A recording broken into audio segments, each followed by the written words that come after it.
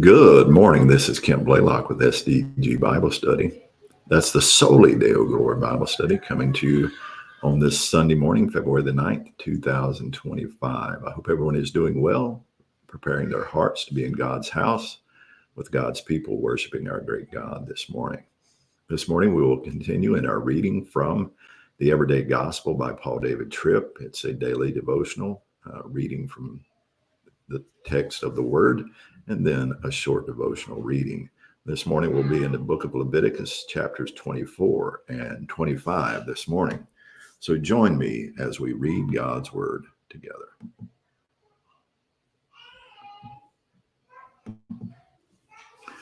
Leviticus chapter 24. Then Yahweh spoke to Moses, saying, "Command the sons of Israel that they bring to you clear oil from beaten olives for the light, to make a lamp burn continually. Outside the veil of testimony in the tent of meeting, Aaron shall keep it in order from evening to morning before Yahweh continually. It shall be a perpetual statute throughout your generations. He shall keep the lamps in order on the pure gold lampstand before Yahweh continually. Then you shall take the fine flour and bake 12 cakes with it. 2/10 of an ephah shall be in each cake, and you shall set them in 2 rows, 6 to a row, on the pure gold table before Yahweh. And you shall put pure frankincense on each row, that it may be a memorial portion for the bread, even an offering by fire to Yahweh. Every Sabbath day he shall set it in order before Yahweh continually. It is an everlasting covenant for the sons of Israel. And it shall be for Aaron and his sons, and they shall eat it in a holy place, for it is most holy to him from the offerings to Yahweh by fire, his portion forever." Now the son of an Israelite woman, whose father was an Egyptian, went out among the sons of Israel, and the Israelite woman's son and a man of Israel struggled with each other in the camp. And the son of the Israelite woman blasphemed the name and cursed. So they brought him to Moses. Now his mother's name was Shelemith, the daughter of Dibri of the tribe of Dan. And they put him in custody so that the command of Yahweh might be made clear to them. Then Yahweh spoke to Moses, saying, "Bring the one who has cursed outside the camp, and let all who heard him lay their hands on his head. Then let all the congregation stone him. And you shall speak to the sons of Israel, saying, if anyone curses his God, then he will bear his sin. Moreover, the one who blasphemes the name of Yahweh shall surely be put to death. All the congregation shall certainly stone him. The sojourner as well as the native, when he blasphemes the name, shall be put to death. If a man strikes down the life of any human being, he shall surely be put to death. And the one who strikes down the life of an animal shall make restitution for it, life for life. If a man injures his neighbor just as he has done, so shall it be done to him. Fracture for fracture, eye for eye, tooth for tooth. Just as he has injured a man, so it shall be inflicted on him. Thus the one who strikes down an animal shall make restitution for it. But the one who strikes down a man shall be put to death. There shall be one standard of judgment for you. It shall be for the sojourner as well as the native, for I am Yahweh your God. Then Moses spoke to the sons of Israel, and they brought the one who had cursed outside the camp and stoned him with stones. Thus the sons of Israel did, just as Yahweh had commanded Moses. Now to chapter 25. Yahweh then spoke to Moses at Mount Sinai, saying, "Speak to the sons of Israel and say to them, when you come into the land which I am giving to you, then the land shall have a Sabbath to Yahweh. 6 years you shall sow your field, and 6 years you shall prune your vineyard and gather in its produce. But during the 7th year, the land shall have a Sabbath rest, a Sabbath to Yahweh. You shall not sow your field, nor prune your vineyard. What grows of its own accord from your harvest you shall not reap, and your grapes of untrimmed vines you shall not gather. The land shall have a sabbatical year, and the Sabbath produce of the land shall be for food, for you and your male and female slaves, and your hired man, and your foreign resident, these who sojourn with you, even your cattle and the beasts that are in your land. shall have all its produce to eat. You're also to count off 7 Sabbaths of years for yourself, 7 times 7 years, so that you have the time of the 7 Sabbaths of years, namely 49 years. You shall then sound a ram's horn abroad on the 10th day of the 7th month, on the Day of Atonement. You shall sound a horn all through your land. You shall thus set apart as holy the 50th year and proclaim a release through the land to all its inhabitants. It shall be a jubilee for you, and each of you shall return to his own possession of land, and each of you shall return to his family. You shall have the 50th year as a jubilee. You shall not sow, you shall not reap what grows of its own accord. You shall not gather in from its untrimmed vines, for it is a jubilee. It shall be holy to you. You shall eat its produce out of the field. On this year of Jubilee, each of you shall return to his own possession of land. If you make a sale, moreover, to your companion or buy from your friend's hand, you shall not mistreat one another. Corresponding to the number of years after the Jubilee, you shall buy from your companion. He is to sell to you according to the number of years of produce. In proportion to the extent of the years, you shall increase its price. And in proportion to the fewness of the years, you shall diminish its price, for it is the number of crops it produces that he is selling to you.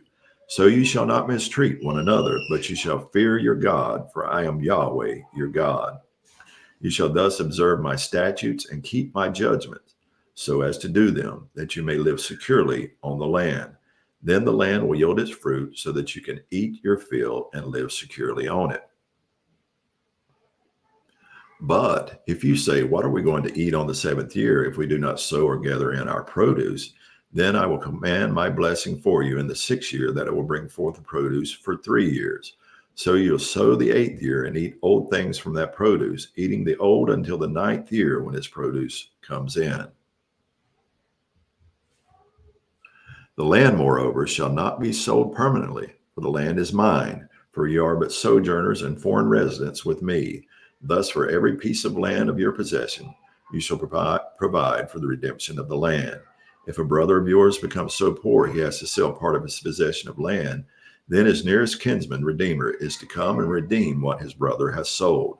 Or in case a man has no kinsman redeemer, but recovers his means and finds sufficient payment for its redemption, then he shall calculate the years since its sale and return the balance to the man to whom he sold it, and so return to his possession of land. But if he has not found sufficient means to return it to himself, then what he has sold shall remain in the hands of the purchaser until the year of Jubilee. But at the Jubilee it shall revert, that he may return to his possession of land. Likewise, if a man sells a house for habitation in a walled city, then his redemption right remains valid until a full year from its sale. His right of redemption lasts a full year. But if it is not redeemed for him within the space of a full year, then the house that is in the walled city passes permanently to its purchaser throughout his generation. It does not revert in the Jubilee. The houses of the villages, however, which have no surrounding wall, shall be considered as open fields. They have redemption rights and revert in the Jubilee. As for the cities of the Levites have a permanent right of redemption for the houses of the cities which are their possessions.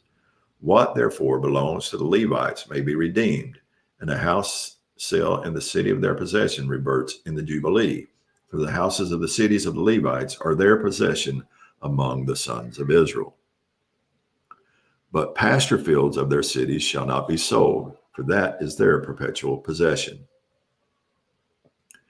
Now, if a brother of yours becomes poor, and his means with regard to you falter, then you are to sustain him like a sojourner or a foreign resident, that he may live with you. Do not take usurious interest from him, but fear your God, that your brother may live with you. You shall not give him your silver at interest, nor your food for gain. I am Yahweh your God, who brought you out of the land of Egypt to give you the land of Canaan, and to be your God. If a brother of yours becomes so poor with regard to you that he sells himself to you, you shall not subject him to a slave's service. He shall be with you as a hired man, as if he were a foreign resident. He shall serve with you until the year of Jubilee. He shall then go out from you, he and his sons with him, and shall return to his family, that he may return to the possession of the land of his fathers. For they are my slaves, whom I brought out from the land of Egypt. They shall not be sold in a slave sale. You shall not have dominion over him with brutality, but you shall fear your God. As for your male and female slaves, whom you may have, you may acquire male and female slaves from the nations that are around you, and also you may acquire from the sons of the foreign residents who sojourn among you, from them and their families who are with you. As for those whom they have begotten in your land, they also may become your possession. You may give them as an inheritance to your sons after you to receive as possessions. You can use them as permanent slaves. But in respect to your brothers, the sons of Israel, you shall not have dominion over one another with brutality. Now, if the means of a sojourner or of a foreign resident with you becomes sufficient, and a brother of yours becomes so poor with regard to him as to sell himself to a sojourner who resides with you, or to the descendants of a sojourner's family, then he shall have redemption right after he has been sold. One of his brothers may redeem him, or his uncle's son may redeem him, or one of his blood relatives from his family may redeem him, or if he prospers, he may redeem himself. He then, with his purchaser, shall calculate from the year when he sold himself to him up to the year of Jubilee, and the price of his sale shall correspond to the number of years. It is like the days of a hired man that he shall be with him. If there are still many years, he shall return part of his purchase price in proportion to them for his own redemption. And if a few years remain until the year of Jubilee, he shall calculate with him in proportion to his years. He shall return the amount for his redemption. Like a man hired year by year, he shall be with him. He shall not have dominion over him with brutality in your sight. Even if he is not redeemed by these means, he shall go out in the year of Jubilee, he and his sons with him. For the sons of Israel are my slaves. They are my slaves whom I brought out from the land of Egypt. I am Yahweh, your God. And that's going to conclude our reading from the text. Now for the devotional reading. We see the beauty and tenderness of God and his kindness toward the poor. Because I live in the heart of the city, I walk everywhere. I am on the sidewalks almost every day, walking to meet someone for lunch, to pick up something at the store, or to go out to dinner with my wife, as do so many big cities. Philly has a heartbreaking homeless problem. We see people living and begging on the streets every day. Sometimes we literally have to step over someone to get to where we are going. It is easy to get used to diverting your eyes, to act like you didn't hear the cry for assistance, to harden your heart. It's easy to get mad at someone who is messing up the sidewalks or intimidating tourists. I admit that it is often hard to look upon a street person with eyes of love, remembering that, like me, he is made in the image of God, and because he has value and dignity. This is why I'm struck by the directive in Leviticus on how to treat the poor. If your brother becomes poor and cannot maintain himself with you, you shall support him as though he were a stranger and a sojourner, and he shall live with you. Take no interest from him or profit, but fear your God, that your brother may live beside you. You shall not lend him your money at interest, nor give him your food for profit. I am the Lord your God, who brought you out of the land of Egypt to give you the land of Canaan and to be your God. Leviticus 25, verses 35 through 38. God's words here are touching and important. He is instructing his people to take in and provide for the poor in the community. This is a call to loving, radical hospitality. Then God addresses the motivation for such self-sacrificing kindness. God tells him, don't do this for personal gain, but because you fear me. God's children should remember how he responded to them when they were poor, needy, and unable to change their circumstances, and then show the same kindness to others.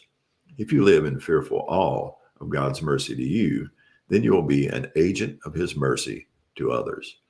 Gratitude is the soil in which kindness grows. God makes the invisible mercy of his kindness visible by sending people of mercy to respond with kindness to people who need mercy. God calls his children to represent his character and will wherever he places them. Now think about your life. The Bible says that Jesus became poor so that through his poverty, we might become rich. 2 Corinthians chapter 8, verse 9. He looked on us with love and in the mercy of kindness did for us what we could never have done for ourselves. May God grant us the grace to show kindness to the needy people we encounter with gratitude for the mercy we have been given. That's going to conclude our reading from the devotional this morning. Are we living with a heart of gratitude, and do we have compassion toward the needy? I know sometimes it's difficult. Sometimes I question motives of people, especially when you see someone at a stoplight or on a curb. What is their motivations? Are they truly needy? And I think sometimes it's done with a critical spirit, and I need to check that. I need to be gracious. I need to be merciful because God has been so merciful to me. How is your heart in those areas of life? I have to say my wife is much better at it than I am, having that heart of compassion. And that is convicting to me, and I need to be better with it. God knows. God forgive me. I hope you have a blessed day today and give God glory. Have a wonderful Sunday. Soli Deo Gloria.